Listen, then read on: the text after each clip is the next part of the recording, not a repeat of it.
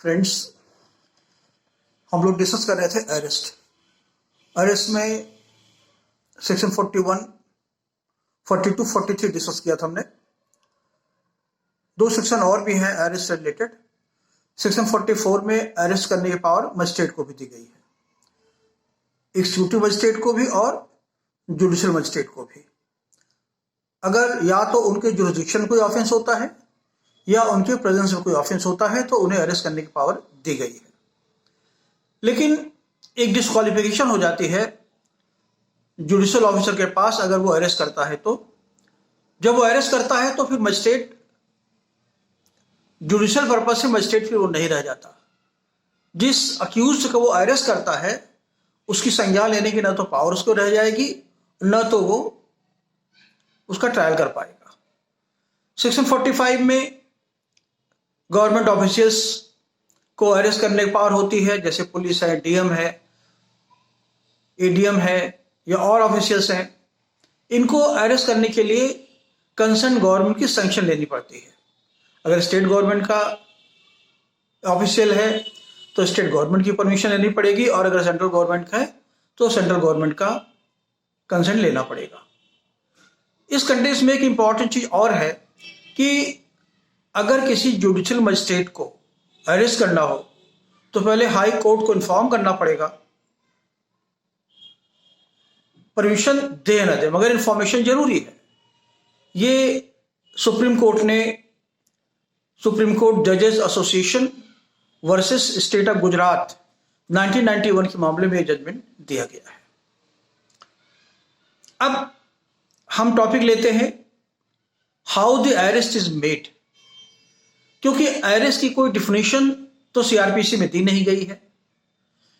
लेकिन अरेस्ट का जनरल मतलब होता है हाल्ट कर देना, रोक देना, तुरंत रोक देना, मूवमेंट स्टॉप कर देना। सेक्शन 46 में कहा गया है कि अरेस्ट का जो मेथड होगा बाय टचिंग द बॉडी होगा और कन्फाइनमेंट होगा। या तो शरीर को छू करके अरेस्ट करे, छू करके अरेस्ट करने का मतलब उसे हथकड़ी लगा दे, उसका हाथ पकड़ ले, उसे किसी तरीके से रोक ले, बाय टचिंग द बॉडी। लेकिन जो बॉडी को टच करने का क्वेश्चन तभी होगा जब वो वॉलंटरी सबमिट न करे। अगर वो वॉलंटरली सबमिट कर दे तो लिखा गया है टचिंग द बॉडी और confinement unless he submits to the confinement. अगर वो खुद ही अपने को अरेस्ट कर देता है, खुद ही वॉलंटरली वो एग्री कर देता है या कहता चलो मैं चल रहा हूं, तो आप उसके ऊपर हाथ नहीं लगा सकते। ये जजमेंट आया है DK Basu versus state of West Bengal 1997 में। सुप्रीम कोर्ट ने ये इंटरप्रेट किया है कि बॉडी को टच तभी कर सकते हैं, हथकड़ी तभी लगा सकते हैं जब वो खुद वॉलंटरली अपने को सबमिट न करे। तो इसका मतलब यह हुआ कि अगर कोई अरेस्टी, कोई पर्सन सुओ मोटो वॉलंटरली अपने को पुलिस के सामने सबमिट कर देता है, मैं अरेस्ट हो रहा हूं, आपके साथ चल रहा हूं, तो उसके बॉडी को आप टच नहीं कर सकते, क्योंकि बेसिक पर्पस अरेस्ट का यही है कि उसे कन्फाइन करना। और जब खुद ही होना चाह रहा है, खुद ही वो सबमिट कर दे रहा है, तो बॉडी पर हाथ लगाने का कोई मतलब नहीं है। ऐसा अगर करता पुलिस ऑफिसर तो ये इलीगल होगा, एक्सेस ऑफ पावर होगा। अब दूसरी चीज सेक्शन 46 में है कि वीमेन के अरेस्ट पर रिस्ट्रिक्शंस हैं। वीमेन को केवल वीमेन अरेस्ट कर सकती है, वीमेन ऑफिसर अरेस्ट कर सकती है, और वो भी अगर वीमेन है तो सनसेट के बाद अरेस्ट नहीं किया जा सकता उसको। तो सनराइज के पहले और सनसेट के बाद वीमेन के अरेस्ट पर रोक है। अगर अरेस्ट करना बहुत अर्जेंट है तो वीमेन पुलिस ऑफिसर एक रिपोर्ट तैयार करेगी, उस रिपोर्ट को मजिस्ट्रेट के सामने सबमिट करेगी, और अगर मजिस्ट्रेट परमिट करेगा तो सबमिट तो अरेस्ट करेगी। तो पुलिस ऑफिसर के वीमेन के अरेस्ट पर दो रिस्ट्रिक्शन है। एक तो अरेस्ट जहां तक संभव होगा वीमेन पुलिस ऑफिसर करेगी, और अगर ऑड टाइम है, सनसेट के बाद का या सनराइज से पहले का टाइम है, तो पुलिस ऑफिसर मतलब वुमेन पुलिस ऑफिसर भी बिना मजिस्ट्रेट के परमिशन के अरेस्ट नहीं कर पाएगी। ये सेफ गार्ड है। अब हम बात करते हैं rights of the persons who are arrested या हु हैव बीन अरेस्टेड। शुरू में जब हम अरेस्ट को डिस्कस कर रहे थे, अरेस्ट विदाउट वारंट को, तो हमने आपको बताया था कि नोटिस देने की जरूरत कंपल्सरी होती है उस केस में जहां अरेस्ट 7 साल से कम है। तो पहला राइट होता है अरेस्टी का नोटिस। अगर अरेस्ट करना हो और 7 साल से कम का अरेस्ट है, उसे नोटिस कर देना जरूरी नहीं है। अगर पनिशमेंट 7 साल से ज्यादा हो तो बिना नोटिस को भी उसे अरेस्ट किया जा सकता है। तो पहला है सेक्शन 41A नोटिस। दूसरा है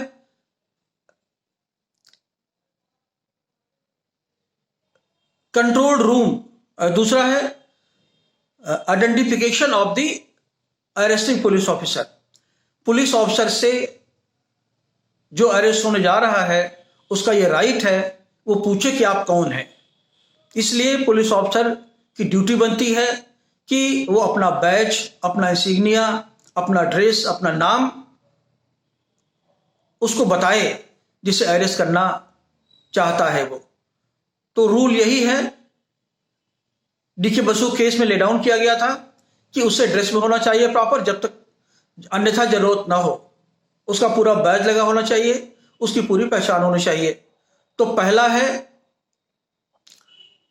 right to get the notice accused का, और पुलिस की duty to give notice to him. और दूसरा है कि अपनी आइडेंटिटी देना पुलिस की ड्यूटी है, और अक्यूज का राइट है कि उसकी आइडेंटिटी की डिमांड करना। तीसरा है information to the family of the arrestee. जिसे अरेस्ट कर रहे हैं उसे इन्फॉर्म करना जरूरी है। इस कंटेक्स्ट में दो प्रोविजंस हैं। एक प्रोविजन तो सेक्शन 41C में ही है, जिसमें डिस्ट्रिक्ट लेवल पर और स्टेट लेवल पर कंट्रोल रूम में कंट्रोल रूम बनाने की डायरेक्शन दिया गया है। जहां अक्यूज बताता है, अक्यूज का जहां का रहने वाला होता है, वो अगर बताता है तो वहां के उसके घर अगर लोकल है तो लोकल इंफॉर्मेशन देना पड़ता है, और अगर बाहर है तो बाहर उसे इंफॉर्मेशन देना पड़ेगा through police control room. State है तो स्टेट के डिस्ट्रिक्ट है तो कंट्रोल रूम भेजेगा, उसके गांव को सूचना भेजेगा, उसे सूचना मिलनी चाहिए 24 आवर्स के भीतर। दूसरा है जब अरेस्ट करेगा पुलिस ऑफिसर तो आइडेंटिटी तो उसकी रहेगी ही। अक्यूज से ये पूछेगा कि तुम्हारा मोस्ट क्लोज फैमिली मेंबर या फ्रेंड कौन है यहां पर है। कोई नॉमिनेट करता है, पुलिस ऑफिसर उससे कहते हैं कि आप किसी ऐसे पर्सन का नाम बताइए जिसको आप बताना चाहते हैं इमीडिएटली मैं अरेस्ट होने जा रहा हूं। तो 51A में ये राइट दिया गया है अक्यूज को, और पुलिस की ड्यूटी है कि उसे पूछे। और इसके बाद आप देखेंगे right to communicated the ground. Section 50 में पुलिस की ड्यूटी बनती है कि अक्यूज को अरेस्ट के ग्राउंड, रीजन बताए, और यह भी बताए कि वो चाहे तो बेल ले सकता है। फिर आप देखेंगे 50A में उसे लायर का राइट है, कंसल्ट द लायर। तो लायर से कंसल्ट कर सकता है, अपने नेक्स्ट फ्रेंड का नाम बता सकता है जिसको इन्फॉर्म करना हो, और उसे ग्राउंड को कम्युनिकेट किया जाना जरूरी होता है। यह सब उसका राइट है। इसके अलावा सेक्शन 49 में अक्यूज का पुलिस की ड्यूटी बनती है। देखिए, जो पुलिस की ड्यूटी है वही अक्यूज का राइट है। उसे मैक्सिमम रिस्ट्रेंट लगाया जाए उसके ऊपर। जैसे अगर उसको अरेस्ट किया गया है, डिटेन किया गया है, तो जरूरी नहीं है कि हाथ पैर बांध के रखा जाए उसको, उसके बॉडी पर मिनिमम रिस्ट्रेंट होना चाहिए। इसके साथ साथ 3 प्रोविजन है, बल्कि 2 प्रोविजन है, सेक्शन 56, सेक्शन 57। 56 में कहा गया है कि जिसे अरेस्ट किया गया है उसे केवल उतनी देर तक ही कन्फाइन करके रखा जाए, कस्टडी में रखा जाए जितनी की जरूरत हो, और ये पीरियड जो टाइम है ये 24 आवर्स से कम हो, क्योंकि 24 आवर्स का पीरियड मैक्सिमम पीरियड है जो दिया गया सेक्शन 57 में। तो सेक्शन 56 में कहा गया है कि 24 आवर्स से कम समय भी अगर जरूरत हो उसको रखा जाए, और अगर मैक्सिमम पीरियड उसे अरेस्ट करके रखना है कन्फाइन में तो वो हो सकता है 24 आवर्स मैक्सिमम। तो 56, 57। इसके अलावा 58, 59 में, सेक्शन 58 में ये पुलिस ऑफिसर की ड्यूटी बनती है कि अक्यूज को अरेस्ट करने के बाद अपने हायर अथॉरिटीज को इन्फॉर्म करेगा, और 59 में ये पुलिस की ड्यूटी बनती है कि अगर अगर ऑफेंस बेलेबल है, अक्यूज बेल देने के लिए तैयार है या बॉन्ड भरने के लिए तैयार है, उसे बॉन्ड और बेल पर छोड़ देगा।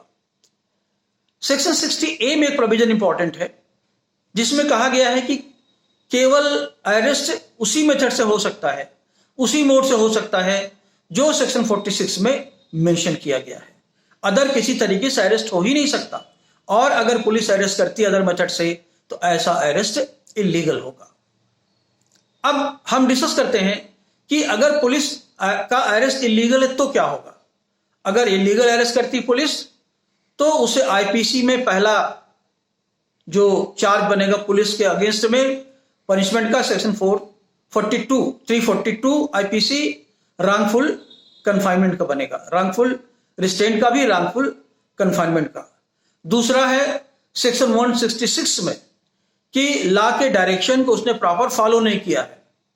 तीसरा है सेक्शन 166 का, 166A में, 160 तो एक प्रोविजन है 342, दूसरा है सेक्शन 166 और तीसरा है 166A, और चौथा भी है सेक्शन 220। सेक्शन 220 में प्रोविजन है कि अगर वो गलत अरेस्ट करता है, गलत कंप्लेंट करता है ट्रायल के लिए, तो ये अनलॉफुल होगा, और अगर वो जानबूझ करके जानता है कि अरेस्ट करना, ऐसे तरीके से अरेस्ट करना गलत है या ऐसे व्यक्ति को अरेस्ट करना गलत है, तो उसके अगेंस्ट आईपीसी में एक्शन हो सकता है। अब हम आते हैं कि अगर कोई अरेस्ट को इवेट करे, जिसको अरेस्ट करना है, अगर वो अरेस्ट करने से वायलेंस यूज कर रहा है, फोर्स यूज कर रहा है, तो पुलिस ऑफिसर की क्या पावर है। तो 46 में लिखा गया है कि पुलिस ऑफिसर हर मींस को, हर मेथड को इस्तेमाल कर सकता, यूज कर सकता है against the person who is evading the arrest और ऑब्स्ट्रक्टिंग द अरेस्ट।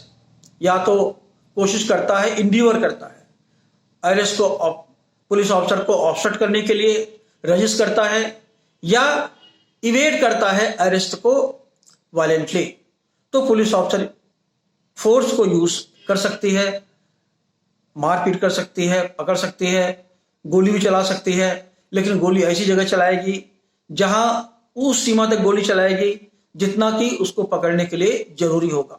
लेकिन अगर उसका वायलेंस डिस्प्रोपोर्शनेट है या ऐसा कोई ऑफेंस है जो डेथ सेंटेंस से पनिशेबल है, तो पुलिस उसकी जान भी ले सकती है, उसकी लाइफ पर भी अटेम्प्ट कर, उसको राइट है to take also his life.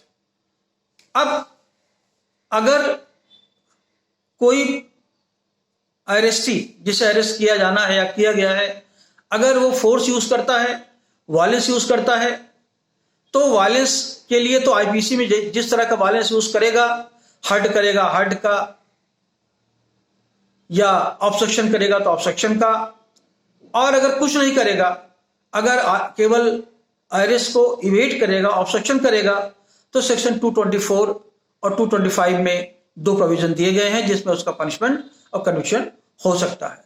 Section 225 में अपना अरेस्ट अगर अपोज करता है, रजिस्ट करता है, और सेक्शन 225 में कहा गया है कि अगर दूसरा आदमी उसके अरेस्ट में रेजिस्टेंस करता है या ऑब्स्ट्रक्शन करता है तो उसे भी इन दोनों प्रोविजन में जो पनिशमेंट का टेन्योर है, ड्यूरेशन है, 2-2 साल है।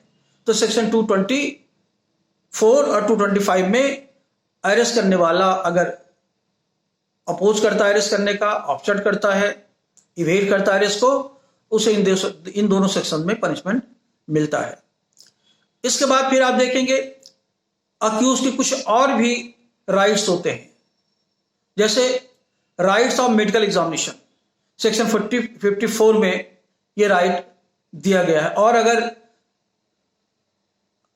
अरेस्टी डिमांड करता है तो उसे उसका मेडिकल एग्जामिनेशन कराना जरूरी होता है। और मेडिकल एग्जामिनेशन सेक्शन 54 में जो होता है वो अक्यूज्ड के प्रेयर पर होता है, लेकिन जो 54 में जो होता है वो पुलिस के प्रेयर पर होता है। मजिस्ट्रेट से रिक्वेस्ट करती है इसका एग्जामिनेशन कराया जाए। किस लिए कराया जाए? क्योंकि एग्जामिनेशन कराने से कुछ एविडेंस मिल सकता है, बॉडी में चोट का निशान मिल सकता है, क्योंकि बाद में अरेस्ट करने के बाद कहेगा हमको पुलिस ने मारा है। इसलिए पुलिस प्रिकॉशन के तौर पर पहले ही मेडिकल करा लेती है, और ऐसा कराना प्रूडेंट भी होता है। तो सेक्शन 54 में पावर पुलिस को है, और सेक्शन 53 में यही पावर दी गई है अक्यूज्ड को। अक्यूज्ड भी डिमांड कर सकता है कि हमारा मेडिकल कराया जाए। और 53A में अगर रेप का केस है तो विक्टिम का टेस्ट होता है, डीएनए टेस्ट वगैरह होता है, ब्लड प्रोफाइल लिया जाता है, और इसे पुलिस रिपोर्ट में डीएनए रिपोर्ट वगैरह सबमिट की जाती है। ये हुए अक्यूज के राइट। अब पुलिस के क्या राइट्स हैं?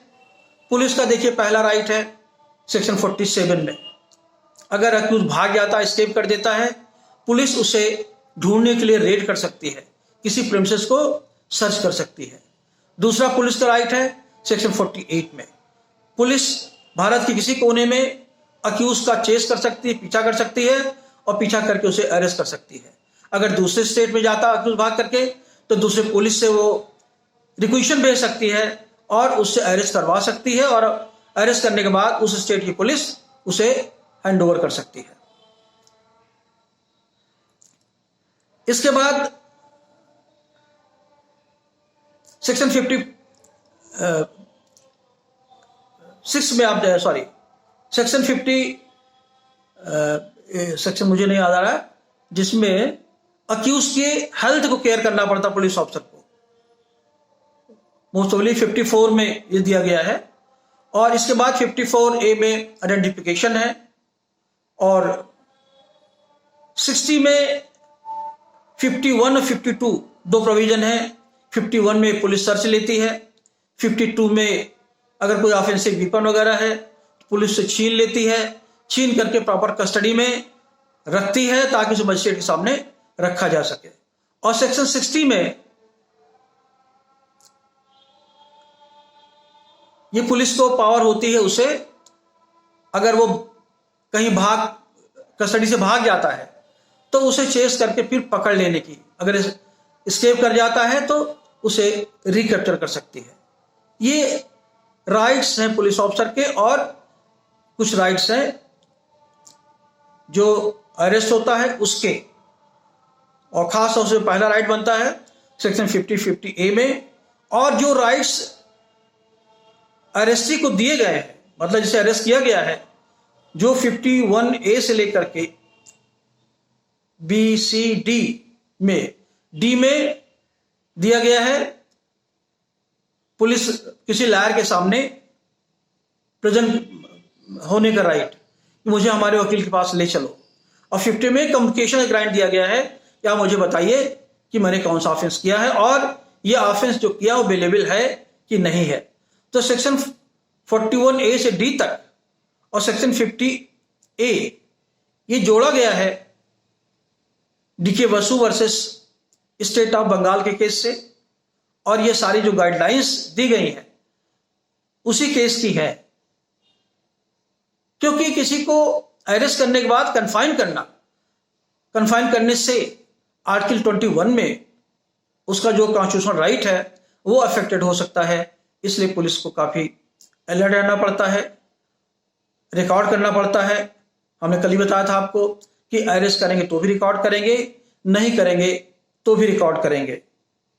अगर इतना पुलिस ऑफिसर करती है तो एक अच्छा अरेस्ट माना जाएगा, अदरवाइज रॉन्गफुल कन्फाइनमेंट केस बन सकता है। अब एक क्वेश्चन ये है कि जो अरेस्ट होता है उसके लिए रेमेडी क्या है? उसके लिए रेमेडी सिविल रेमेडी भी है और पिनल रेमेडी भी है और कॉन्स्टिट्यूशनल रेमेडी भी है। कॉन्स्टिट्यूशनल रेमेडी क्या है? आर्टिकल 32 और 226। पिनल रेमेडी है section 342 of the constitution, wrongful confinement के लिए पुलिस को प्रोसिक्यूट करना। और सिविल रेमेडी क्या है? ब्रीच ऑफ डैमेजेस, जो असॉल्ट वगैरह करेगा, उसकी बॉडी टच करेगा, रॉन्गफुल कन्फाइनमेंट के लिए सिविल लॉ में डैमेजेस है। तो डिमांड 3 रेमेडी होती है। पहला कॉन्स्टिट्यूशनल रेमेडी सेक्शन 226 या 32 में जा सकता है फंडामेंटल राइट के वायलेशन के लिए। दूसरा पीनल रेमेडी के लिए आईपीसी में जा सकता है। तीसरा सिविल रॉन्ग के लिए लॉ टार्ट्स में वो पुलिस ऑफिसर के अगेंस्ट में मुकदमा दायर कर सकता है। Thank you.